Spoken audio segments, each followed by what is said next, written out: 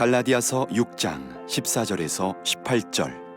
그러나 내게는 우리 주 예수 그리스도의 십자가 외에 결코 자랑할 것이 없으니 그리스도로 말미암아 세상이 나를 대하여 십자가에 못 박히고 내가 또한 세상을 대하여 그러하니라.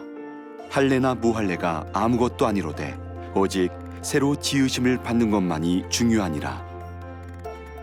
무릇 이 규례를 행하는 자에게와 하나님의 이스라엘에게 평강과 긍휼이 있을지어다. 이후로는 누구든지 나를 괴롭게 하지 말라. 내가 내 몸에 예수의 흔적을 지니고 있노라. 형제들아, 우리 주 예수 그리스도의 은혜가 너희 심령에 있을지어다. 아멘.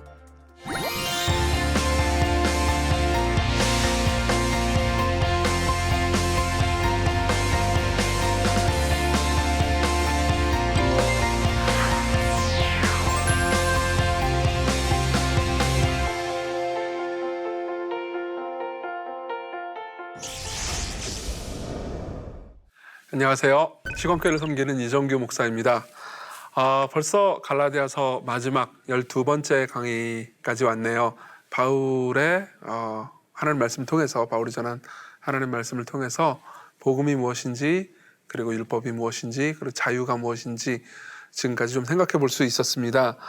이제 그 전체 내용을 정리하는 부분이라고 볼 수 있는데요. 이 11절부터 18절의 본문을 이제 마지막으로 살펴보고 그 다음에 이제 갈라디아 전체를 좀 요약을 해보려고 하는데요. 마지막 제목을 오직 십자가만 자랑하라 이렇게 지었습니다. 실제로 바울의 마지막 권면이 그렇기도 하고요. 단순히 바울은 어떤 윤리적인 권면들, 그러니까 어떻게 살아라 이런 걸로만 이 서신을 끝내기를 원치 않습니다. 무엇보다 하나님이 어떤 분이신지, 그리고 하나님께서 우리를 위해서, 우리를 통해서 무슨 일을 하셨는지 다시 한번 강조하고 싶었거든요. 그래서 전체 내용을 이렇게 봤습니다. 첫 번째로는 이제 자랑이 뭐라고 해야 될까요? 주제일 것 같아요. 11절부터 13절 그리고 17절을 통해서 이제 거짓 교사들의 헛된 자랑, 그리고 그것이 얼마나 잘못됐는지 바울 자신의 예를 통해서, 특히 17절을 통해서 잠깐 볼 거고요. 그리고 바울이 말하는 진짜 자랑, 진짜 뭘 자랑해야 하는가, 그리고 바울은 무엇을 자랑하는가, 이걸 좀 볼 거고요.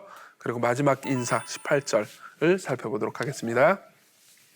자, 먼저 거짓 교사들의 헛된 자랑을 생각해 보도록 하겠습니다. 11, 12절을 보죠. 내 손으로 너에게 이렇게 큰 글자로 쓴 것을 보라 라고 말합니다. 큰 글자.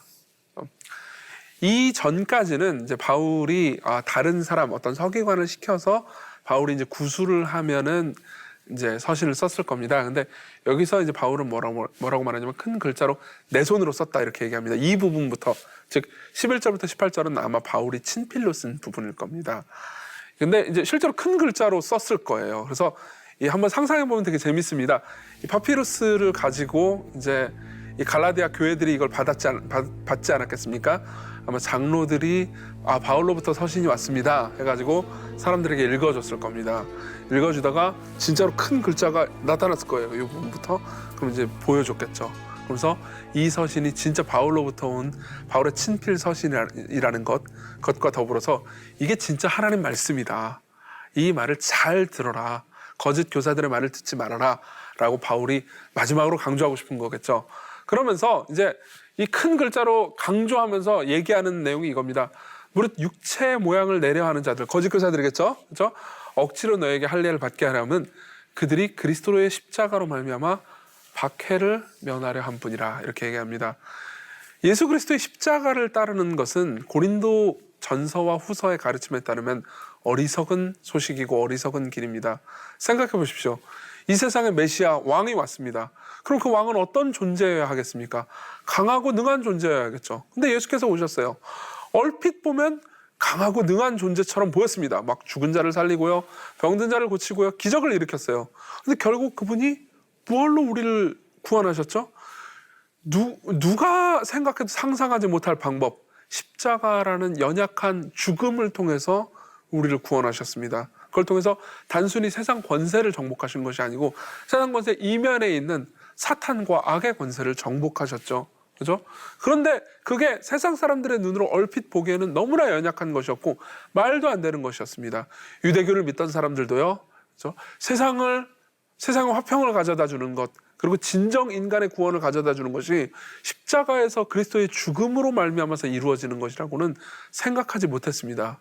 심지어 구약 성경에서 많이 예를 들면 이사야 같은 데서 예언함에도 불구하고 사람들은 믿지 않았던 거죠. 그렇기 때문에 어떻겠습니까? 그리스도의 죽으심, 십자가에서의 죽으심으로 우리 죄악을, 그리고 우리의 그런 어떤 죽음으로부터 우리를 구원해 내신다라는 소식을 전하는 사람들은 항상 박해를 받았습니다. 그죠? 그렇기 때문에 바울은 이렇게 얘기하는 겁니다. 진짜 내가 얘기해 주고 싶은 건데 거짓 교사들이 자꾸 너네들을 할례받게 하려는 이유는 첫 번째로 박해 때문이다. 그들이 박해받고 싶지 않은 거다. 십자가를 전하면 반드시 박해를 받는다. 근데 그들은 강하고 능한 종교, 다시 말하면 하나님의 지혜에 따른 종교가 아니고 세상의 지혜를 따른 종교를 전하고 싶은 것이다. 그럼 세상으로부터 핍박받지 않으니까요. 게다가 13절에 보면 이런 말까지 합니다. 할례를 받은 그들이라도 스스로 율법을 지키지 아니하고 너에게 할례를 받게 하는 것은 그들이 너희의 육체로 자랑하게 하려는 것이다. 이렇게 얘기합니다.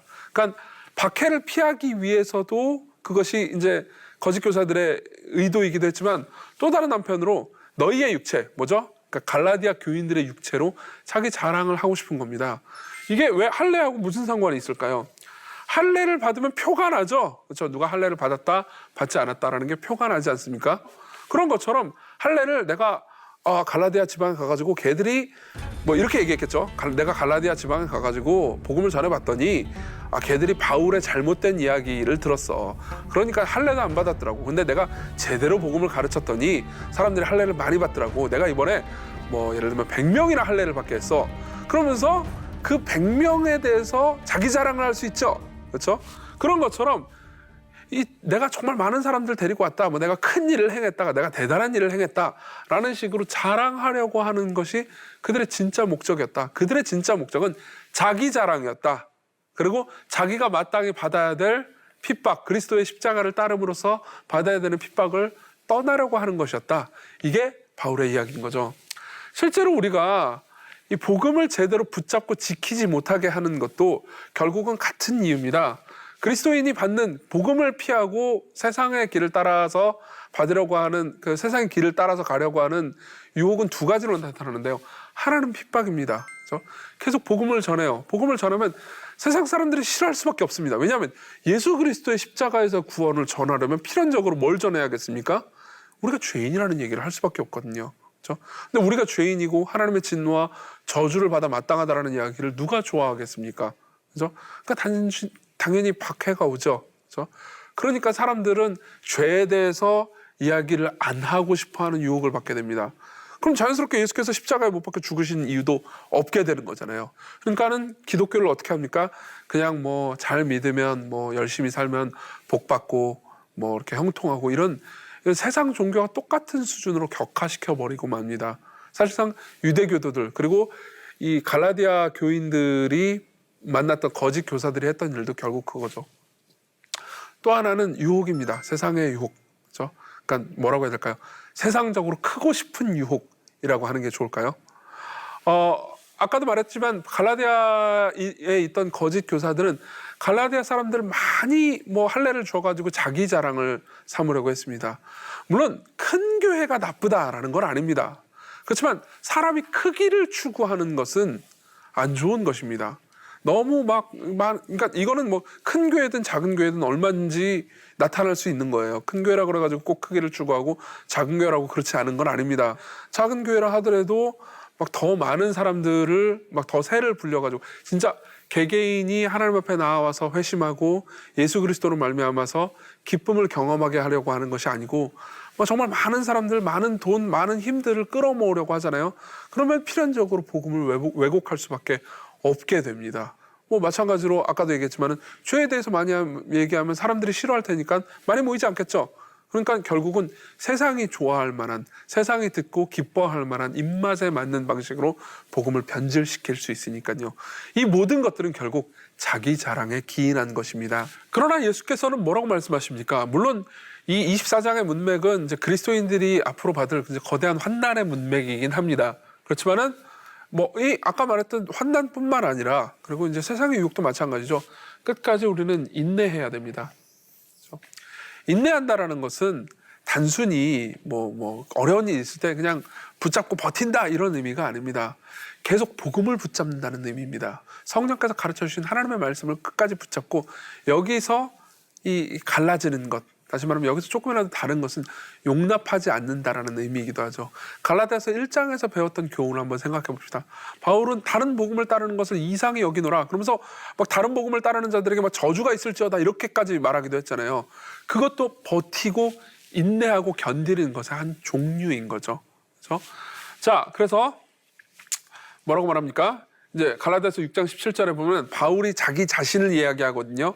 자기 자신에 대해서 이후로는 누구든지 나를 괴롭게 하지 말라. 무슨 말입니까? 거짓 교사들의 가르침으로 자신을 괴롭게 하지 말라는 거죠. 내가 내 몸에 예수의 흔적을 지니고 있다 라고 말합니다. 이 예수의 흔적이 뭘까요? 이 흔적이라는 말을 이해하기 위해서 실제로 주석 같은 것들을 보면 굉장히 다양한 해석들이 있습니다. 실제로 바울의 몸에는 고난받은 흔적들이 있었을 것입니다. 많이 매를 맞았고요. 그리고 또 굉장히 큰 고난을 여러 번 겪었기 때문에 막 몸에는 상처의 흔적이 있었죠. 그렇죠? 근데 이걸 왜 예수님의 흔적이라고 말했을까요? 예수님 역시 그렇지 않습니까? 예수께서도 하나님의 뜻을 따라 이 땅에 오셔서 십자가에 못 박혀 죽으시고 부활하셨습니다. 그분의 양손에는, 그리고 발에는 십자가의 흔적이 있습니다. 역시 바울도 그 핍박을 받다 보니까는 매질당한 흔적, 파선당한 흔적, 여러 가지 흔적들이 있겠죠. 그 흔적을 말하는 것이기도 하고, 1차적으로는요. 그리고 궁극적으로는 예수님을 따르는 삶, 그죠? 예수님께서 고난 받으셨기 때문에 복음으로 말미암아 바울 역시 예수님을 따르는 삶을 살았기 때문에 자기는 자기를 자랑하려고 하지 않고 예수님을 따르는 삶을 살았다. 그렇기 때문에 나를 괴롭게 하지 마라. 너희들 더 이상 자기 자랑에 연연하지 말아라. 자기 자랑을 하려고 하고 있는 거짓 교사를 따르지 말아라. 이렇게 이야기를 하고 있는 거죠. 자, 그래서 바울은 그럼 진짜 뭘 자랑하고 싶은 겁니까? 이미 좀 얘기하긴 했지만 바울의 입으로 직접 들어봅시다. 그러나 내게는 우리 주 예수 그리스도의 십자가 외에 결코 자랑할 것이 없다. 십자가만 자랑하고 싶다. 이렇게 얘기를 합니다. 이게 무슨 의미인가요? 물론 첫 번째로는 이게 교리적인 의미입니다. 예수 그리스도의 십자가 외에 결코 자랑할 것이 없다. 생각해 보십시오. 바울의 대적자들, 즉 거짓 교사들이 말하는 것처럼 우리의 힘으로, 그죠? 거룩을 이룰 수 있고 또 할례를 비롯한 여러 율법 준수를 통해서 하나님께 나아갈 수 있고 하나님께 받아들여질 수 있다면 예수님께서 뭐하러 십자가에 못 박혀 죽으셨겠습니까? 그렇죠? 예전에도 한번 말씀드렸지만 우리가 경험하고 있는 죄, 우리가 짓고 있는 이 죄는 너무 문제가 커서 하나님마저도 예수 그리스도를 십자가에 못 박아 죽이지 않고는 해결할 수 없을 정도로 큰 문제였습니다. 그렇기 때문에 우리의 죄에 대해서 크게 말하고 우리 힘으로 아무것도 할 수 없다는 것을 크게 말하면 말할수록 거짓 교사들과 반대되는 말을 할수록 결국은 십자가가 높여질 수밖에 없습니다. 여기에는 인간의 자랑이 배제되죠. 인간이 할 수 있다고 말한다면, 인간의 노력으로 무언가 성취할 수 있다고, 하나님 앞에 나아갈 수 있다고 말한다면 십자가는 초라해집니다. 예수님께서는 그냥 이유 없이 고난당하신 거예요. 그렇지만 인간은 할 수 없었다고, 그리고 인간은 지금도 할 수 없다고, 그렇기 때문에 하나님의 도움을 받아야 한다고, 우리는 개선이 필요한 존재라기보다 거듭남, 은혜가 필요한 존재라고 강조하면 강조할수록 그리스도께서 십자가에서 죽으셨다라는 사실, 그렇죠? 그게 높아집니다. 그러면 자연스럽게 어떻게 되느냐? 그리스도로 말미암아 세상이 나를 대하여 십자가에 못 박히고 내가 또한 세상에 대하여 그러하니라. 무슨 말입니까? 세상이 줄 수 있는 것들, 세상에서 자랑할 수 있는 것들, 그 모든 것들이 초라해집니다. 예를 들면 세상에서 소위 우리가 의롭다고 하는 사람들의 최고 수준의 의로움 있지 않습니까? 그게 초라하게 보일 겁니다. 왜 그렇습니까? 우리는 그 세상에서 가장 의롭다고 생각하는 사람보다 훨씬 더 의로우신 예수 그리스도께서 우리에게 주신 의, 예수 그리스도께서 우리에게 선물해 주신 그 의를 가지고 있기 때문입니다. 그렇죠? 그렇기 때문에 세상 사람들이 가지고 있는 의를 부러워해봤자 아무 소용이 없겠죠. 혹은 세상 사람들이 주는 칭찬 역시 무의미할 겁니다. 성부 하나님께서 예수 그리스도를 통해서 우리에게 모든 걸 주셨어요. 즉 성부 하나님께서 우리를 인정해 주십니다. 그렇죠? 그렇기 때문에 세상에서 우리에게 주는 것이 뭐가 인정스럽겠습니까? 결국은 하나님의 인정을 받은 사람, 십자가로 말미암아서 하나님의 인정을 받고 하나님의 사랑을 받고 하나님의 받아들여짐을 경험한 사람은 세상의 인정이나 세상의 상이나 세상에서 받아들여주는 것에 별로 연연하지 않게 됩니다. 그렇기 때문에 세상이 이미 바울에 대해서는 죽었습니다. 그렇죠? 그리고 바울 역시 세상에 대해서는 죽었습니다. 세상과 나는 관계가 없죠. 그러면서 말합니다. 할례나 무할례가 아무것도 아닙니다. 그죠? 그러니까 딱히 바울은 할례를 받았다고 막 정죄하고 싶은 것도 아닙니다. 오히려 할례를 받음으로써 하나님께 받아들여질 수 있다. 이 개념을 정죄하고 싶은 거죠. 그죠? 인간의 노력으로서 실제로 무언가를 성취할 수 있는 것이 아니고 새로 지으심. 다시 말하면 하나님께서 그리스도의 십자가를 통해서 성령님의 능력으로 우리에게 베풀어 주시는 새로운 능력. 이건 말이 중요합니다. 그래서 이 규례, 여기서 말하는 규례는 율법 준수를 가리키는 것이 아닙니다. 복음을 믿고 순종하는 것을 가리키죠. 복음을 믿고 순종하는 사람들과 하나님의 이스라엘에게, 하나님의 이스라엘은 무슨 말이냐면 예수 그리스도를 믿는 사람들을 가리킵니다. 왜 예수 그리스도를 믿는 사람이라고 그냥 신자라고 말하지 않고 하나님의 이스라엘이라고 말했냐면은 지금 이 편지를 받고 있는 사람들, 갈라디아 사람들은 혈통적으로는, 인종적으로는 이스라엘이 아니잖아요. 그렇지만 예수님을 믿고 있기 때문에 진짜 하나님 보시기에는 이 갈라디아 사람들이 믿음으로 말미암은 이스라엘이라는 겁니다. 그런 사람들에게 평강과 긍휼이 있을지어다. 이렇게 축복을 하는 거죠.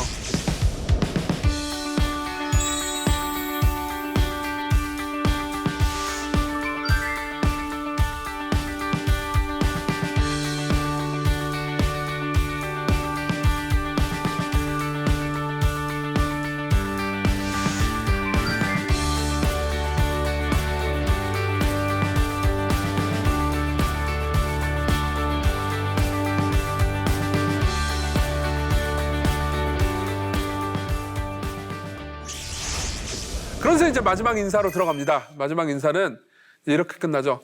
형제들아, 우리 주 예수 그리스도의 은혜가 너희 심령에 있을지어다.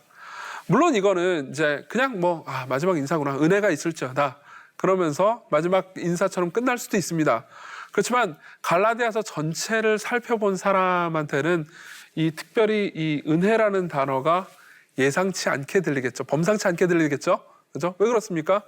바울의 대적들, 즉 거짓 교사들은 계속 은혜를 모욕하고 은혜를 은혜되지 못하게 했습니다. 그래서 하나님께서 값없이 베풀어지는 선물을 인간의 공로와 섞어야 받을 수 있는 삭스로 바꾸어 버렸어요. 그렇지만 바울이 말하는 것은 무엇입니까? 오직 예수 그리스도의 공로로 말미암아서 우리에게 베풀어지는 놀라운 은혜입니다. 다른 걸 한번 생각해 보세요. 1장 6절에서 뭐라고 말했습니까? 바울이 그리스도의 은혜로 너희를 부르신 일을 이같이 속히 떠나 다른 복음을 따르는 것을 이상히 여겼다고 말했잖아요. 이 말씀과 아까 그 마지막 인사말을 생각해 보십시오. 아, 이제 그리스도의 은혜로 말미암은 복음을, 예수님을 떠난 거를 이제 돌이켜서 다시 은혜로 돌아와라. 이런 말씀이겠죠? 그렇죠? 또 2장 21절도 볼까요? 내가 하나님의 은혜를 패하지 아니하노니 의롭게 되는 것이 율법으로 말미암은 그리스도께서 헛되이 죽으셨다. 이렇게 말하지 않습니까? 마찬가지입니다. 그리스도께서는 헛되이 죽으시지 않으셨다. 나는 정말 그리스도의 십자가만 자랑한다. 그렇기 때문에 내가 너에게 은혜가 있을지어다 라고 말하는 것은 정말 너희들이 그리스도의 십자가만 자랑하고 그리스도께서 너희를 위해서 이루신 일로 인해서 만족하라 라는 깊은 의미이겠죠. 이 갈라디아 교인들이 이걸 처음부터 끝까지 다 들었을 거고요. 그죠? 듣자마자 모든 내용을 다 이해하지 못했지만 마지막 인사말에 은혜가 들어가는 것을 보면서 굉장히 깊은 감동을 받았을 겁니다. 다시 한번 볼까요? 형제들아, 우리 주 예수 그리스도의 은혜가 너희 심령에 있을지어다. 여러분들은 어떠십니까? 지금까지 갈라디아서 18절까지, 6장 18절까지 다 우리는 살펴봤습니다. 물론 이제 굉장히 저로서는 아쉽습니다. 제가 여러분들에게 갈라디아서에 있는 하나님 말씀을 정말 잘 전달할 수 있었다면, 지금보다 훨씬 더 잘 할 수 있었다면 얼마나 좋았을까요? 근데 저 개인적으로는 갈라디아서를 12번에 걸쳐서 이렇게 쭉 살펴보는 동안 정말 하나님의 은혜가 다시 깊이 제 마음 가운데 새겨졌습니다. 내가 의롭게 되는 것도 내 공로와 힘으로 되는 것이 아니고 하나님께서 선물로 주시는 거고, 그리고 내가 의롭게 된 이후에 실제로 의로운 삶을 살아가는 것도 은혜로 말미암아 주어지는 것입니다. 지난주에 저는 이런 이야기를 했습니다. 우리가 서로 짐을 져야 한다고요. 그렇죠? 그것도 생각해보면 은혜입니다. 내가 짐을 남에게 져주지 않더라도, 그렇죠? 내가 연약해서 누가 나에게 짐을 져줍니다. 하나님께서 그런 명령을 해주셨어요. 교회 내에 정말 거룩하고 신실한 삶을 살아가는 사람들이 이정규의 짐을 져줘라 라고 말씀하셨어요. 그건 뭘 의미할까요? 하나님께서 다른 사람들을 통해서 내게 은혜를 베푸시는 거잖아요. 그렇기 때문에 서로 짐을 지라라는 윤리적인 명령, 우리가 해야 되는 명령들 있잖아요. 이 명령도 곰곰 따져보면 하나님께서 우리에게 베풀어 주시는 은혜입니다. 그렇기 때문에 갈라디아서는 처음부터 끝까지 그냥 은혜의 서신이며 그 은혜 안에 자유를 누릴 수 있다는 복음의 서신인 겁니다. 그래서 이렇게 이 찬송가 하나를 제가 갖고 왔는데요. 저는 이 찬송가가 특별히 1절이요. 생각해보면은 참 이 갈라디아서에서 말하는 바울의 정신을 잘 보여준다고 생각합니다. 특별히 1절만 읽어드리겠습니다. 주 달려 죽은 십자가, 우리가 생각할 때 세상에 속한 욕심을 헛된 줄 알고 버리네. 십자가만을 자랑한다. 그것은 자기 자신은 아무것도 아니고 그냥 무의미한 존재다라고 얘기하는 것이 아니죠. 자기 자신의 최고의 노력으로도 성취할 수 없는 것을 하나님께서 십자가를 통해서 우리에게 베풀어 주셨기 때문에 이제 나는 최고를 다 받았습니다. 단 더 이상 받을 게 없어요. 그래서 세상에 속한 욕심이 모두 초라한 것으로 보입니다. 하나님을 가진 사람은 하나님과 더불어 다른 것을 가진 사람보다 덜 행복하지 않습니다. 자, 이제 갈라디아서 전체를 이제 다시 한번 좀 마무리를 해보겠습니다. 제가 1강 때 갈라디아서 전체에서 이제 바울이 입증해야 되는 3가지가 있다고 했는데요.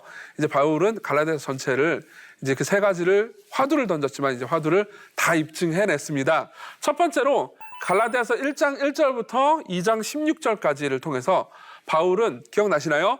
거짓 교사들에 대항해 자신이 사도가 맞는다는 것을 증명했습니다. 이건 우리에게 이런 가르침을 줍니다. 바울이 하는 말들, 그렇죠? 갈라디아서뿐만 아니라 바울이 전한 모든 말씀들은 바울 개인이 전하고 싶은 바울의 사견이 아닙니다. 하나님의 말씀입니다. 왜 그렇죠? 바울이 사도니까요. 하나님께로부터 부르심 받은 사람이니까요. 그렇기 때문에 우리는 바울이 전한 이 하나님의 말씀, 특히 이 성경을 보면서 이게 개개인 그리스도인들의 생각이 아니고 하나님의 말씀이구나. 이 말씀을 어기는 건 바울 개인의 말을 어기는 것이 아니고 하나님을 어기는 것이구나 라고 생각하면서 성경의 권위를 확증할 수 있습니다. 여러분들이 가지고 있는 성경, 이 서신서들을 사랑하십시오. 이 성경이 하나님의 말씀임을 확신하십시오. 이 말씀대로 살아갈 때 하나님께서 약속하신 영생을 베푸실 것에 대해서 확신하십시오. 두 번째입니다. 바울은 오직 믿음을 통해서 하나님께 의롭게 여겨짐을 증명했습니다. 그걸 증명했었어야 했어요. 왜냐하면 거짓 교사들이 그죠? 믿음만으로 하나님께 나아갈 수 있고 하나님께 받아들여진다는 것을 계속 공격했거든요. 그 대표적인 예가 할례받으라는 거였죠. 그래서 아주 긴 부분입니다. 2장 17절부터 4장 31절까지의 긴 부분을 통해서 바울은 여러 가지 논증들을 펼칩니다. 저도 여러 가지 논증들을 펼쳤고요. 여러분들이 강의를 들으시면서 그 논증이 계속 반복되고 또 반복되는 이야기가 나오면서 좀 더 깊어진다는 걸 느끼셨는지 모르겠습니다. 그렇죠? 그걸 통해서 우리는 내 공로가 아니고 하나님의 은혜, 그리고 내 공로가 아니고 내가 오직 하나님께 나아가는 믿음만을 통해서 하나님께 의롭다 하심을 받는구나. 정말 하나님께서 나를 위해서 모든 걸 해주셨고 와서 누리고 받아 먹고 값없이 즐기라고 말씀하시는구나 라는 것을 확신할 수 있었을 겁니다. 이 부분은 상당히 교리적인 부분이죠. 근데 교리적인 부분은 우리에게 실천적인 요구를 안 하는 게 아닙니다. 이 교리적인 부분, 오직 믿음을 통해서 하나님께 받아들여 줄 수 있다는 건 우리에게 뭘 줄까요? 하나님께서 우리에게 이렇게 좋은 것들을 해주셨으니 기쁘게 하나님을 섬기고 사랑하라는 명령을 암시적으로 줍니다. 세상 누가 여러분들에게 이런 좋은 것들을 값없이 주었습니까? 하나님 외에 아무도 여러분들에게 좋은 것을 주시지 않습니다. 하나님을 제일 사랑하십시오. 그분이 제일 좋은 걸 여러분들에게 주실 수 있습니다. 자, 세 번째입니다.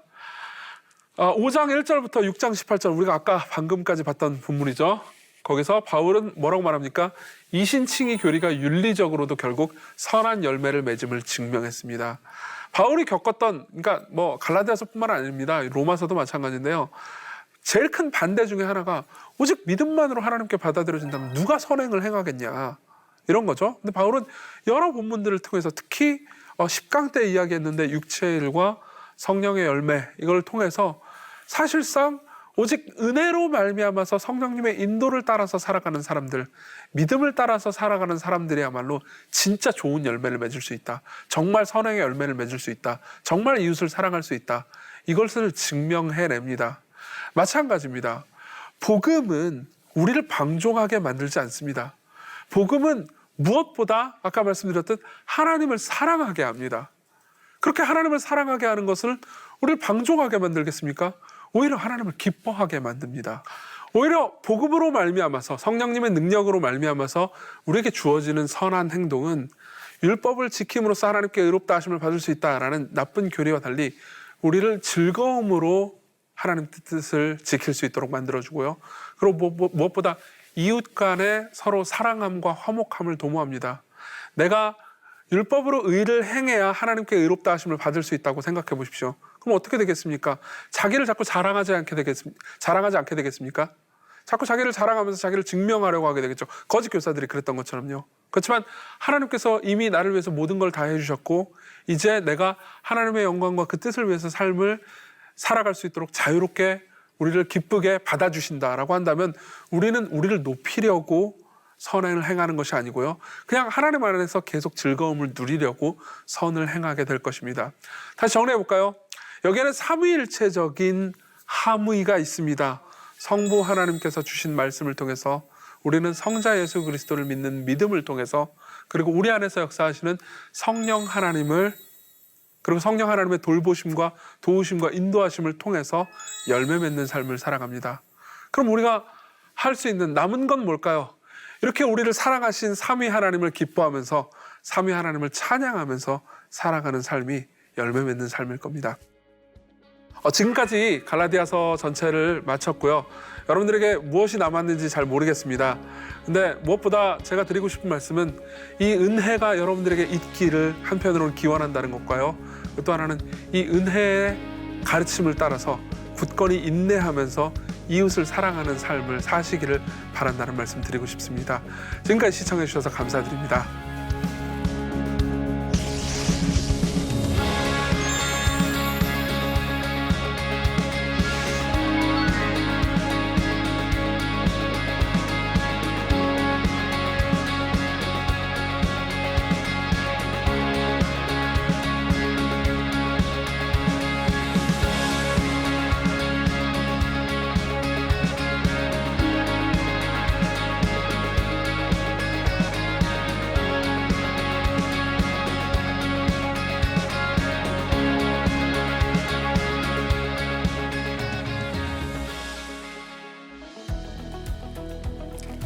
안녕하십니까. 저는 웨스트민스터 신학대학원 대학교에서 신약학을 가르치고 있는 김경식 교수입니다.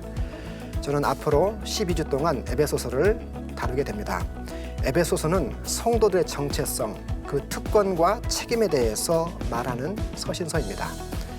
이 에베소서를 통해서 구원의 풍성한 의미, 그리고 교회가 무엇인가, 무엇보다도 성도들이 새 사람을 살아간다는 것이 무슨 의미인가, 성령 충만한다는 게 무슨 의미인가, 그리고 영적 전쟁에서 승리한다는 것이 무엇인가, 바로 이 에베소서를 통해서 많은 영적 유익을 얻을 수 있게 될 것입니다. 여러분들을 이 귀한 자리에 초대합니다.